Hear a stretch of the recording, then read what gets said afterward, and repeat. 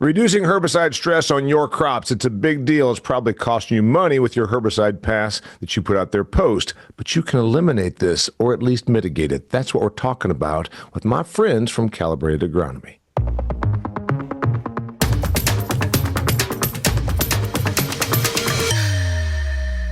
Hey there, this is a big topic. We're talking about mitigating the herbicide stress on your crops. It's costing you money. Yes, you use a post-herbicide application. You have to take care of your weeds, but you know what? It sets back your corn and soybeans, and we can help you reduce that stress to therefore put more bushels in your bins and make more money. I got Clint Frese and Mike Evans with Calibrated Agronomy. They are joined by Noah Fetters. He is a Northwest Iowa farmer. He's got hogs. He's got cattle. He's got crops. He's got an ag retail business called Green Key Ag. He also has got experience of using these products to reduce herbicide stress. No, this is a big deal. First off, before we go to the actual physiology of it that Clint's going to explain, I just asked you before we hit the record button. You've been farming, you're in your late 30s. You've been farming, say, 15, 20 years. You didn't think about this your first few years of farming, and now you do because herbicide stress has cost you money. Correct. There's often times where you walk fields, later in the season and you see loss of rows around on your ear corn. And you always wonder, well, why is that? Well, that's from your herbicide application. So the things that we've started doing on our farm is moving our herbicide application up earlier in the season, one, to try and get away from critical stages of the plant's life. So we want to be done with that early on. And the other thing we've done is starting to add products into our herbicide mix to stimulate that plant with micronutrients to grow through those stresses. You'd think just 10 years ago, you were losing significant money to herbicide stress and it wasn't even on your radar? Yes. Yes, I don't think we knew how much we were losing. All right, Clint Frese, you're an Illinois farmer. You've got experience with this, and you also now have an option. You've got a product lineup to help mitigate the herbicide stress. But talk to me about what actually happens, because there's probably somebody that says, these guys just are pitching a product. You know what? All our herbicide is safe. We invented glyphosate-tolerant soybeans 30 years ago. Come on, man. Herbicides, it's not like we're using the harsh stuff that we used to in the old days. I don't think this is a big deal. Answer that skeptic question. Yeah, well, I mean, corn and soybeans to specific herbicides can digest or sequester the synthetic molecules it's sprayed on. But that takes what we've been measuring, Damian, is in sap, calcium, mag, and potassium, as well as sugars, all drop out when we spray our crop with herbicide. And we've measured that with sap analysis. And when you think about the synthetic molecule, when it's sprayed on corn or soybeans, it has to go through a 3-process step physiologically: oxidation, conjugation, and sequestration. So to simplify that, when that corn plant brings in that synthetic herbicide molecule, it's got an oxygen molecule has got to be added to it. And then it's got to go through a process where amino acids are linked to that synthetic molecule. And then that is then moved through the plant and sequestered either in the vacuole or the cell walls of the lower part of the plant. That all takes energy. It takes nutrients to make that all happen. It takes a lot of amino acids, long chain peptides. So at the end of the day, we see a nutrient drop, and we see an energy demand to sequester that herbicide. Mike Evans, he gets a little bit techie. I mean, what was that? Sequestration, orchestration, conjugation, castigation. I don't know, man. There's a lot of Asian words there. But the reality is, this. You came up in ag retail. Obviously, you have been covering a lot of, as a consultant, lots of acres. It's neat to say, yep, spray this out there and it kills all everything from pigweed to velvet leaf, but it doesn't do anything to the crop. Well, that's not true, because obviously it has an impact on the crop. What have you seen? Give me a little background on this from yesterday to today about whacking the weeds, but then also kind of whacking the crop. Yeah, when we were talking before we got on here, you asked me that, and I said when I started, custom application, when I was doing that, we were out there. Our goal was to kill the weeds. We really didn't, I think the assumption was, at least for me, was like we put these Roundup Ready traits in these plants, and it made them not worry about it. You didn't have to worry about it. That was free of any negative effects, and so it wasn't really a concern. We're out there killing weeds, and that's the goal, and we did it really effectively. And as we come up and growing, with knowledge and working with like Clint and Jared and everybody else in the team, you learn these processes, and you learn that it is harming the plant and energy demand, like Clint just said. So, when did this first come on your radar? When did you start saying, "Hey, you know what? Back in the old days of ag retail, we had clean fields and we did a lot of herbicide, but it turns out, I don't know, did you go to Iowa State for a agronomy summit, and they said, hey, it turns out we might be knocking 5% of our yield back because we're using herbicide and we don't even think about it." At least for me, I think it was in the soybeans actually, where we saw. I can't think of all the chemistry, but as we built the chemistries into the soybean plants, the 2,4-Ds, the Canvas and all that stuff, we began to see more, I'd call them stalling out. The plants kind of just stopped growing for a while to metabolize that injury, that chemical. The other one I think everybody kind of knows of is the yellow flash from glyphosate in soybeans. So there was some metabolism there that we knew and saw the physical responses from the plant. The person that says, I'm not sure this is a big deal, because I don't know that we talked about a long time ago, Clint. And when did it, in your opinion, when did it start being a thing like, holy crap, we could be really hurting ourselves here? When did it become a thing for you? For me, it was primarily on soybeans. When I first started farming, we was just, spraying one herbicide, just Roundup, on our post strip. And I didn't see a whole lot of damage. My beans continued to grow through that. Now we're worried about resistance. We've got resistance to Roundup. In a lot of cases, we're throwing Enlist, Liberty. We're throwing a post-application residual, trying to stack residuals so we don't build up resistance to weeds from our herbicides. And the more we continue to throw at them, my beans would stall for 7 to 10 days. I wouldn't see any growth out of them. And that was the big awakening for me, is like, hey, we're hurting things here. We cannot shut the plant down for 7 to 10 days. So I'm going to change up the order here. I was going to have you show me the way forward about this, but I think I want to go to the numbers. If you will, Noah, I asked you to prepare actual real life on your Iowa farm examples and numbers. Is this costing $10 an acre? Because at that point, I don't know that I care. Is it cost me $100 an acre? At that point, you've really got my attention. What's the numbers? What are the numbers? Yeah, I would say in real world scenarios on our farm, we've seen around 8 bushel yield loss in corn. Okay. So, I mean, if it's 8 and then even at $4, well, we're pushing $5. So you're talking 30 to $50, 30 to $40, depending on what we're talking about. How did you quantify that? Side by sides. I mean, we've had side by side trials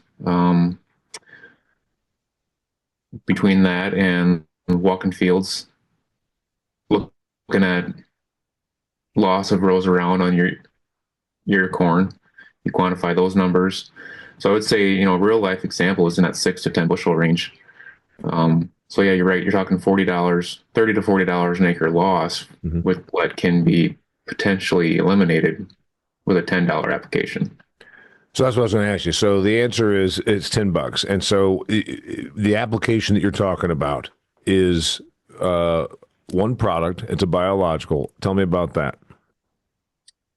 No, this is not a biological. This is a ATP pump, and micros are what we're using. Clint can go into the details on what the makeup of those are, but basically what we're looking at is stimulating the plant to metabolize those herbicides as we apply them. So think of it this way: you and I have stress all the time, right? Or an animal has stress all the time. Right. Anytime stress is caused, you lose gain or you slow it down. And so what we're trying to do is boost that plant to eliminate that stress.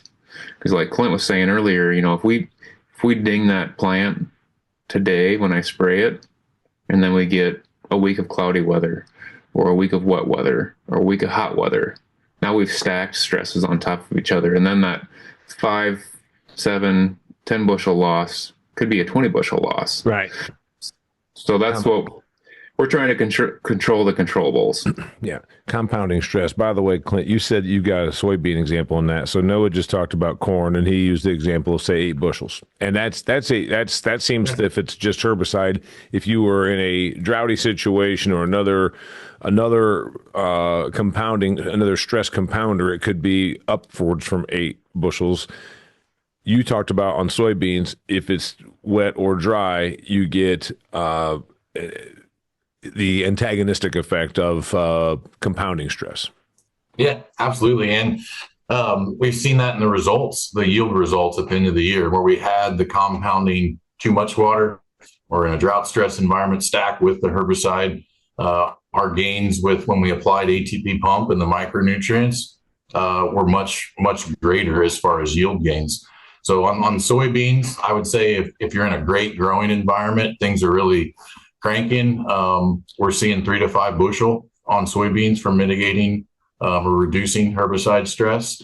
But when we compound it with too much water or not enough, then we're seeing the 8 bushel, 9 bushel gains with it. So what ATP pump is, Damian, it's a blend of plant extracts. And I wish I could say that I'm this master formulator, but we kind of got lucky with the formulation that it actually increases the bricks, the sugars flow, as well as the calcium, mag, and potassium that we see drop when we spray herbicides. So we kind of got lucky with it, but it's been a great performer for us. By the way, thank you. So ATP Pump is a blend of plant extracts. You formulated it to use it, to Noah's point.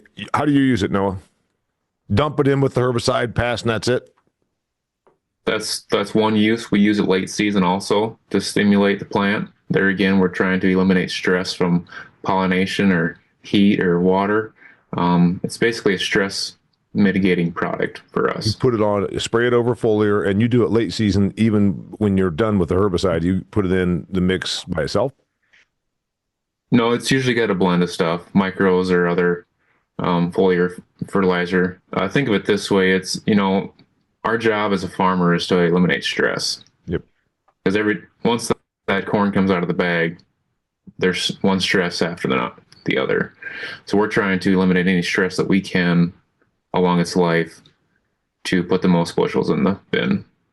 Hey, Evans, by the way, I said it was a biological product because I mistakenly thought it was. And then Noah said, no, it's not. And then Clint says it's a blend of plant extracts. So when someone asks you what's in it, what do you tell them? It is a blend of plant extracts that we use. Is it alive? No. So I don't have to keep it refrigerated or any of that kind of thing. It's got shelf life. It sits around for a long time. Yeah. It's By the way, you see what he just did there, Clint and Noah? He was nodding, and I also have to say, this is an audio platform. Nobody that's driving their truck right now heard you nod. Anyway, it's a blend of plant extracts. You don't have to keep it refrigerated. It doesn't have a shelf life like some of the biological style products, right? Yeah. Any other restrictions? Heat? Not that I think Clint's tried everything to break it down, and they've done a good job of keeping it stable. So if I'm going to use this product because I really believe in what you're telling me, and we're not, we got some more things I want to get to. Is there anything I need to know about handling? Clint? The only thing I would say on handling, sometimes it will add to maybe just a little foam. It can help create a little foam. So just a splash of defoamer and it's under control. I would say maybe that's the only thing we've seen once in a while with it. But I want to explain really there's a lot of confusion. Plant extracts, protein hydrolysates, amino acids, what is that? Organic acids. Well, I think at the end of the day, a lot of these plant extracts or animal extracts, they are byproducts from something else. And they all can carry amino acids. They usually have sugar or sugar alcohols in them. They usually have hormones in them, long chain peptides, which is just a string of amino acids tied together. So these extracts are very diverse, I guess I should say, Damian. So we've seen where if you get the wrong blend, you can do things you don't want to do. So actually breaking it down and knowing what's in it is extremely important. So the way forward on this is we've already quantified it. Noah tells us, all right, 8 bushels on corn. You said 3 to 5 bushels on soybeans, which essentially becomes the same number, 30 to 40 to $50, roughly is what we're talking about. I can mitigate this stress with $10 per acre of product. Is that the answer? Yeah, I think so. I mean, go ahead, Noah.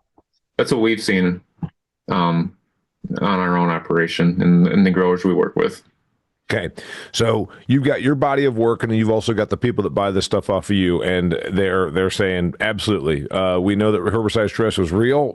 We started seeing it, and now we're going out here, and it's as simple as dumping this in. That's it. Noah's doing that thing also. This is an audio platform. Nobody heard you nod your head. Yes, correct. Got it. Appreciate it. Now, my question for you is the next aspect of this. Have you had any mixed compatibility issues? All herbicide is not glyphosate. Granted, we use the hell out of it, but everything. Is there anything that this does not work with?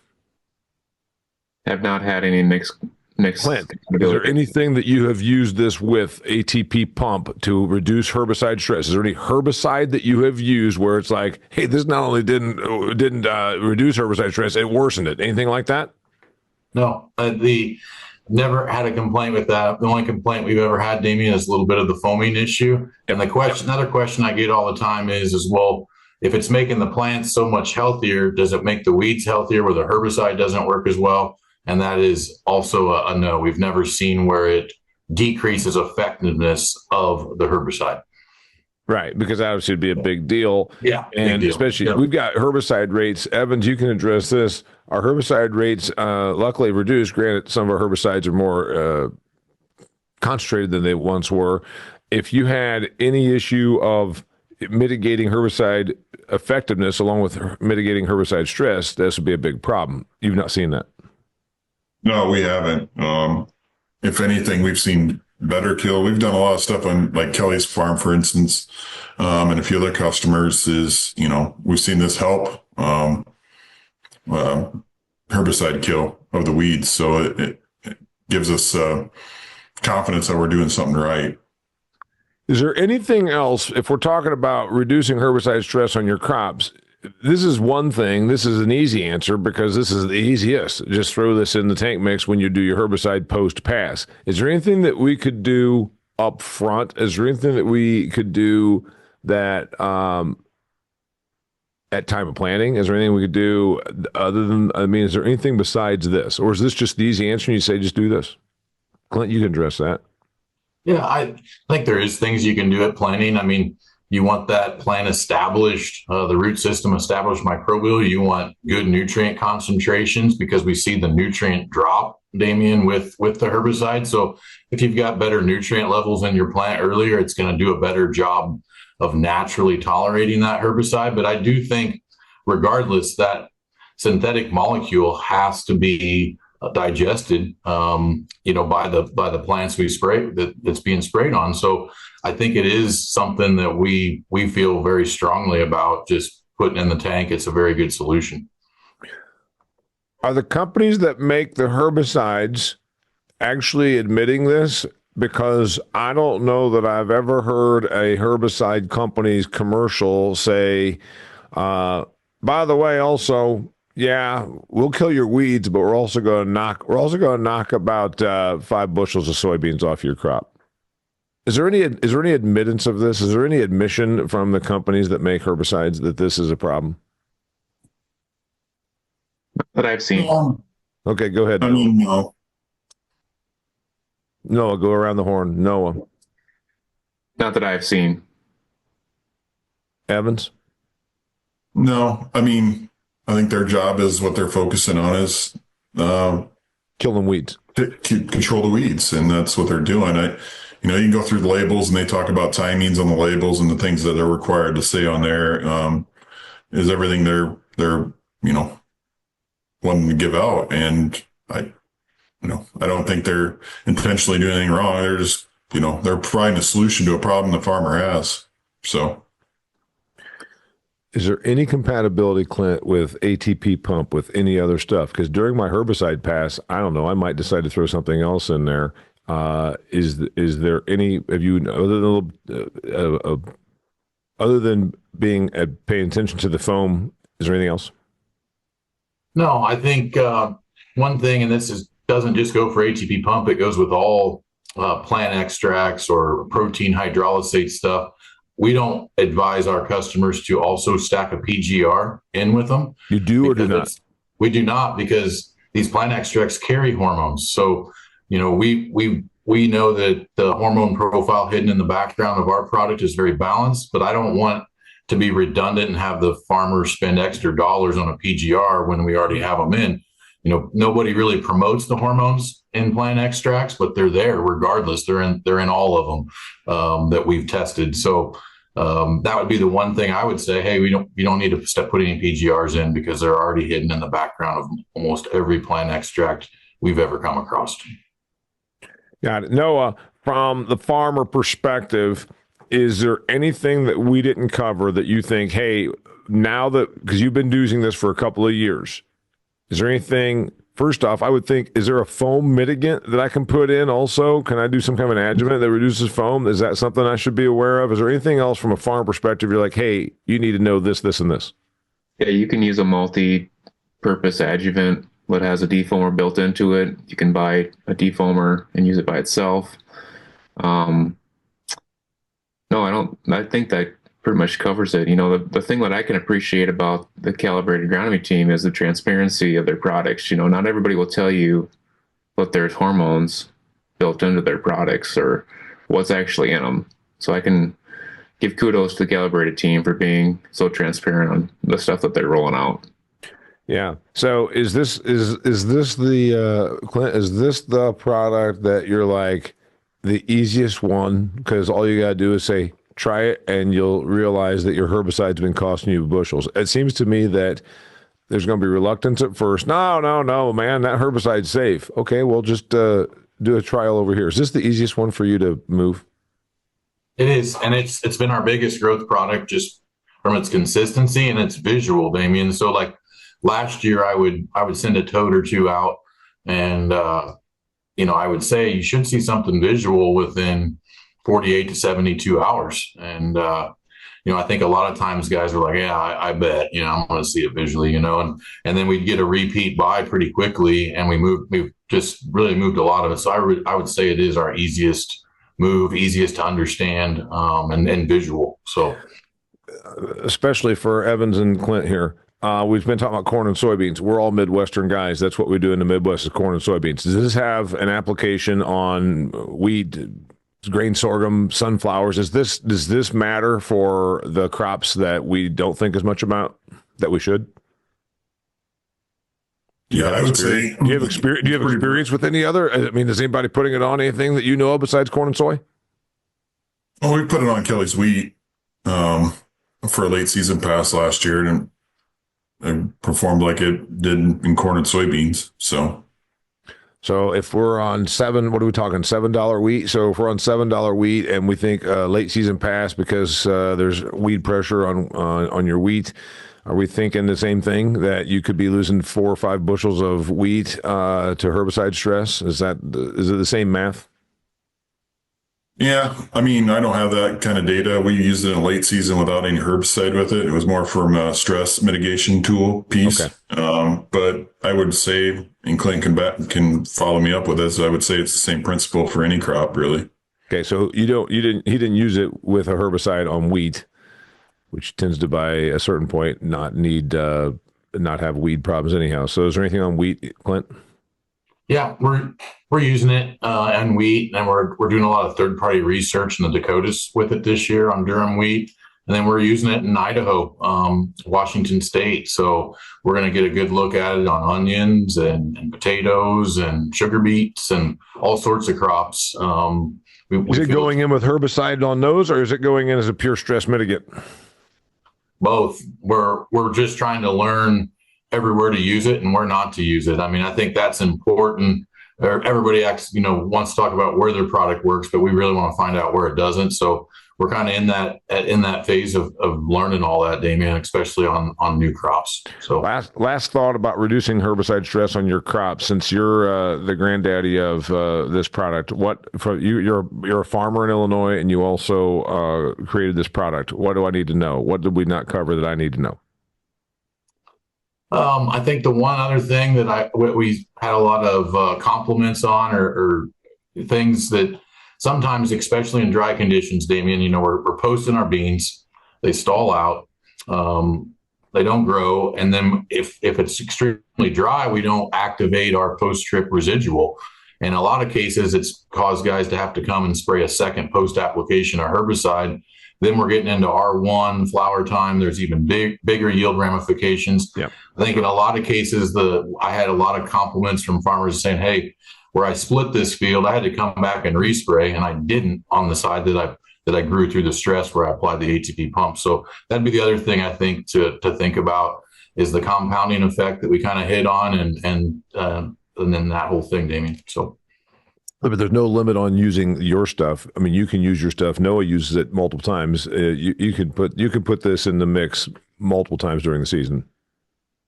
Yep, absolutely. The easy button on managing herbicide stress on your crops is the product called ATP Pump. If you want to learn more about this, where do I go? Clint, where do I go if I want to learn more about this? Calibrate Your Agronomy. Calibrate Your Agronomy, which is the title of this video series. Check it out. Share it with somebody. You know what? They have a YouTube channel. You can go there and subscribe. You can go to their website, Calibrate Your Agronomy, and you also can share all these videos around. The company's called Calibrated Agronomy. It's guys like Clint Frese and Mike Evans, and they're joined by one of their dealers, the company you got there, Noah? Green Key Ag, Sioux Center, Iowa. There's a little bit of agriculture in that part of the state if you've never been, and Dutch people like Noah. Anyway, till next time, thanks for being here. I'm Damian Mason, host of the Calibrate Your Agronomy video series, helping you reduce your herbicide stress on your crops. Got a great option for you to do so. Hope you learned a lot. Till next time.